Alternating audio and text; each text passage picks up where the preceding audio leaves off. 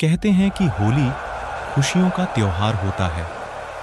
इस मौके पर लोग एक दूसरे को खुशियां बांटते हैं, एक दूसरे को गुलाल लगाते हैं, गले मिलते हैं। लेकिन भारत में एक जगह ऐसी भी है जहां पर पिछले 120 साल से लोगों ने होली नहीं मनाई है।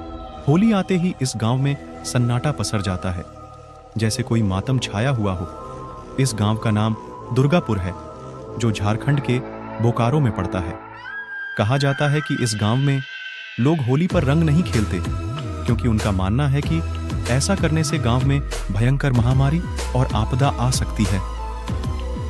कहा जाता है कि 9000 की आबादी वाले इस गांव में लोग अपने मर चुके राजा के आदेशों का अभी भी पालन करते हैं और इस डर से सहमे हुए रहते हैं कि उन्होंने राजा की आज्ञा नहीं मानी तो उनका भूत गांव में आकर तबाही मचा देगा।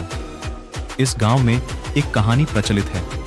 लोग कहते हैं कि 100 साल पहले दुर्गापुर नामक इस गांव में दुर्गा प्रसाद नाम के एक राजा का शासन था। उन्हें होली का त्योहार बेहद पसंद था, लेकिन एक रोज होली के दिन ही राजा के बेटे की मौत हो गई। उसके बाद से गांव में जब भी होली का त्योहार मनाया जाता था, वहां या तो सूखा पड़ जाता था या महामारी फैल जाती है, जिसमें सैकड़ों लोग मारे जाते थे। महामारी से तंग आकर राजा ने समस्त प्रजा को होली का त्योहार न मनाने का आदेश दे दिया। लेकिन कुछ सालों के बाद इत्तेफाक से उस राजा की भी मौत होली के दिन ही हो गई।